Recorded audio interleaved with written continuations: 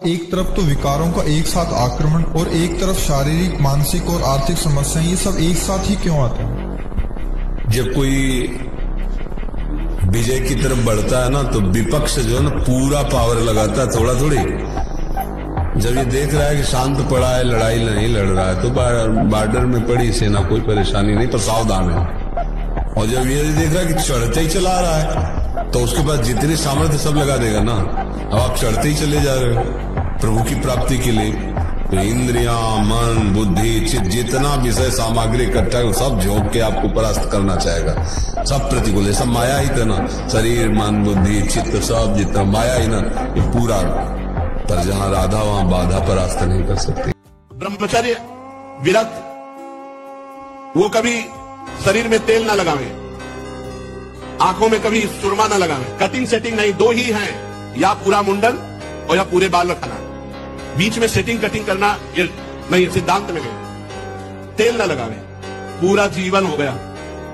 कहीं चोट लग गई हो तब लगाया गया, वो बात अलग है। इस शरीर को पूरा जीवन हो गया, 13 वर्ष की अवस्था से लेते, कभी किसी विशेष परिस्थिति में मालिश की गई हो, वो बात अलग हम कह रहे हैं। नहीं, पूरे जीवन में कभी तेल नहीं लगाया, कभी पूरे जीवन में साबुन नहीं लगाया, और फिर और तो बात ही अलग है।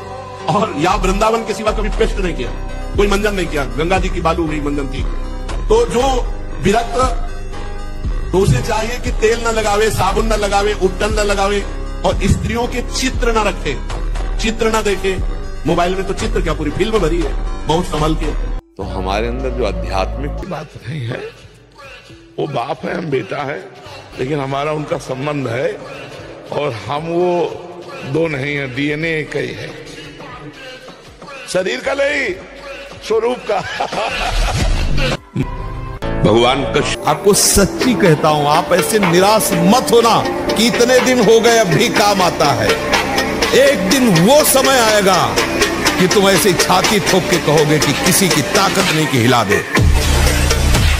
आचरण नीच और चाहते हो उच्च पदवी। क्षंतो ब्रह्मचर्यम चरंत। ब्रह्मचर्य बहुत बहुत आवश्यक है, सबके लिए आवश्यक है, स्त्री पुरुष सबके लिए आवश्यक है। आप उसको केवल भगवत प्राप्ति से ही मत समझिए। अरे जीना है तो ब्रह्मचर्य की आवश्यकता है।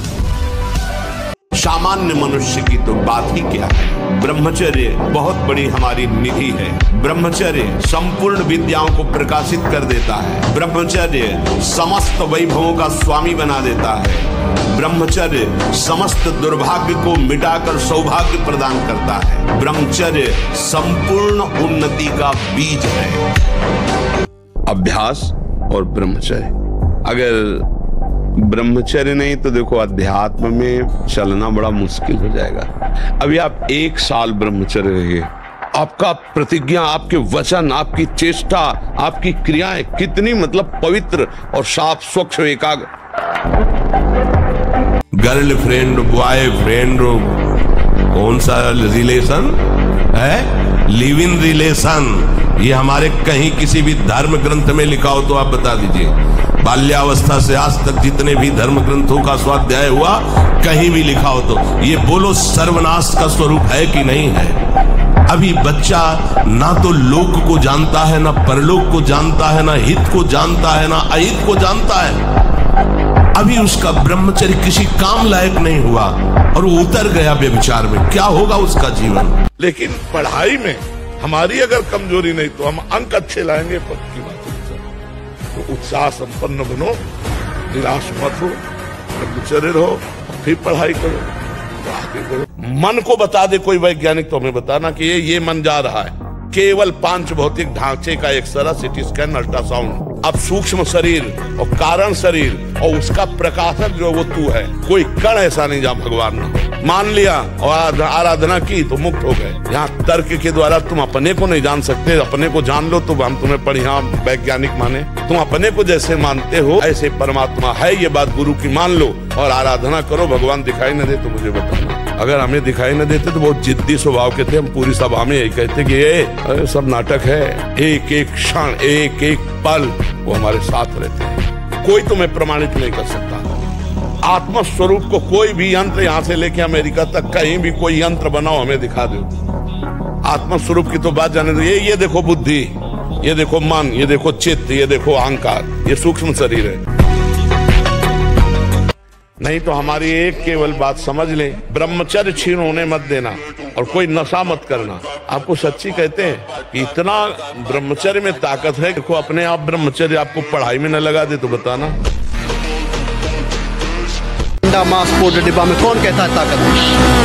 ये हाथ खड़ा है, मैं चारों ओर घूम रहा हूँ कुंभ में, और कुंभ में लाखों करोड़ों अंडा मांस पाउडर डिब्बा खाने वाले आए होंगे, और मैं यहाँ से जब जाऊँगा, जब मुझे वो 30 मिनट छोड़िए आप 10 मिनट भी मेरे साथ लगा दे सपाटी, मैं आज से नहीं पिछले 25 सालों से खुला चैलेंज देता आ रहा हूँ। गौ माता गौमूत्र पीते, अरे क्या यार अंधभक्त है, चलो मैं मान लिया अंधभक्त हूँ, तुम्हारी माँ ने दूध पिलाया, हरा दो ना। बहुत धैर्य से समझना है। ब्रह्मा ने हर खोपड़ी बनाई ना, तो ब्रह्मा की खोपड़ी जिसने बनाई, ब्रह्मा की खोपड़ी भी जहां काम नहीं करती है तो हमारी खोपड़ी क्या काम करेगी? तुमसे जो गलती हो उसको होने दो, बस रोक लो, हस्त क्रिया मत करना। हस्त क्रिया मत तो समझ गए ना, हस्त मैथुन मत करना और नाम जप करो। और जो हो रहा है तुम बिल्कुल ऐसे समझो कि बाबा ने पूरा ठेका ले लिया, अब हमको कोई चिंता नहीं। आज से तुम देखना आपका परिवर्तन, पर कोई काम करो, 2-4 घंटे का काम करो, कोई भी काम करो। जिसको हम जानते हैं गलती है, वो हमसे पुनः इसलिए होती है कि मानते ऊपर से गलती है, हृदय से मानते कि इसमें सुख है। अंदर की बात है ये, ऊपर से हम कहते हैं अधर्म है, पाप है, गलत है, नहीं करूंगा, नहीं करना चाहिए, और अंदर से है कि सुख है, अब तुम्हें कोई नहीं रोक सकता। 1000 बार गलती मानो, फिर ऊपर 1000 के ऊपर चलेगी बात, वही होगा। जिस दिन आपके हृदय में ये बात आ गई कि देख लिया कहीं सुख नहीं, अब आज से मैं नियम लेता हूं अंदर से भगवान के बल पर, तो मैं ऐसी जगह नहीं जाऊंगा जहां भ्रष्ट हो जाऊं, ऐसे दृश्य नहीं देखूंगा जिससे मैं पतित हो जाऊं, ऐसा भोजन नहीं करूंगा, ऐसा संग नहीं करूंगा। ब्रह्मचर्य के बिना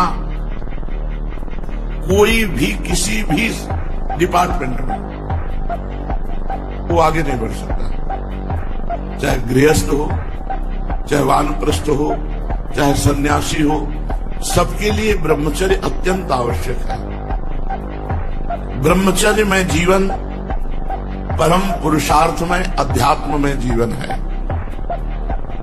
जो ब्रह्मचर्य धारण नहीं करते हैं वो न सदगृहस्थ बन पाते हैं, ना वो वानप्रस्थ, ना वो सन्यासी, और लौकिक पढ़ाई या लौकिक उन्नति, इसके लिए भी ब्रह्मचर्य की अत्यंत आवश्यकता है। बहुत सूक्ष्म बात है।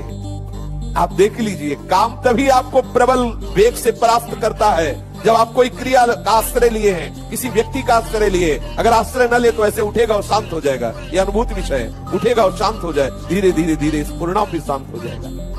हम क्या करते हैं, कोई न कोई क्रिया, कोई न कोई दृश्य, कोई न कोई व्यक्ति, कोई न कोई शरीर आश्रय ऐसा लिए हुए हैं जिससे मन हमको विवश कर देता है, और वैसी चेष्टा उस व्यक्ति के पास पहुंचा देना, वैसा दर्शन, वैसी बात बनती। बिल्कुल सावधान हो जाइए। ये छोटी मोटी क्रियाएं करके अपने मन को आप जो विश्राम देने की बात सोच रहे, कदापि नहीं हो सकता। जब मन में वेग आता है तो ऐसा लगता है हम ऐसी क्रिया कर लें, ऐसी चेष्टा कर लें तो मन शांत हो जाएगा, फिर भजन करेंगे। बहुत बड़ी चूक है, वो आपको नष्ट कर रहा है, आप जान नहीं पा रहे हैं। अब हम कैसे बताएं, पता नहीं कैसे बुद्धियां मतलब भ्रष्ट होती चली जा रही हैं। निर्बल जीवों को मार के खाने से कोई तो क्या प्राप्त कर लोगे, क्या प्राप्त कर लोगे? नमक रोटी खाओ, संयम से रहो, दूसरों की सेवा करो, भगवान का नाम जप करो, और ये मत सोचना कि अर्थ प्रधान जीवन होना चाहिए। यदि हरि का आश्रय ले लिया ना, अर्थ खुद तुम्हारे चरण चूमेगा। सच्चा ब्रह्मचर्य का स्वरूप है ब्रह्म में स्थित महापुरुष, तो वह पहुंचा देगा। ब्रह्मचर्य बहुत आवश्यक है, सबको आवश्यक है। गृहस्थ में उचित ब्रह्मचर्य है, विरक्त में नैष्ठिक ब्रह्मचर्य है, आजीवन ब्रह्मचर्य। जो ब्रह्मचर्य का महत्व नहीं रखते हैं उनका जीवन कूड़ा हो जाता है, उत्साहहीन, और कई तरह के ऐसे महान दोष उत्पन्न हो जाते हैं ब्रह्मचर्य की हानि से। तो ब्रह्मचर्य की हानि ना होने पाए ऐसा आहार, ब्रह्मचारी का मतलब एक बीमार अवस्था वाले का जैसा भोजन है, जितने से हमारे प्राणों का पोषण हो जाए, सात्विक भोजन।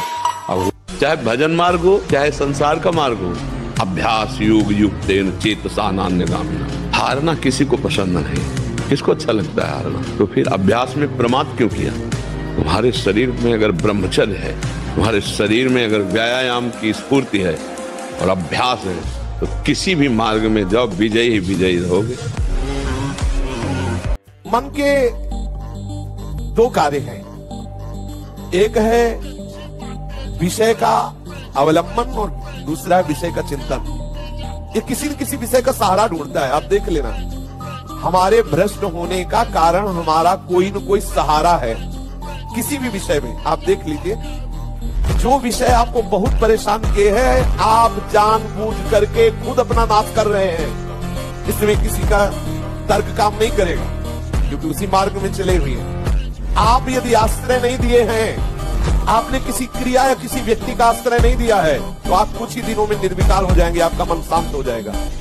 गंदे चित्र मत देखो, गंदा चिंतन मत करो, गंदी क्रिया पर शासन रखो, अच्छा जीवन व्यतीत करो। अभी 4 दिनों बाद ब्याह हो जाएगा, गृहस्थी धर्म में रहो। जो आज्ञा मेरे गुरुदेव। क्या मुर्दे जैसा जीवन, जो इंद्री जैसा चाहे वैसा डाउन कर दे, जैसा चाहे वो हमें शोक दे दे, दुख दे। थोड़ा सा साहसी बनो, तुम भगवान के अंश हो, तुम कुछ भी कर सकते हो, कुछ भी।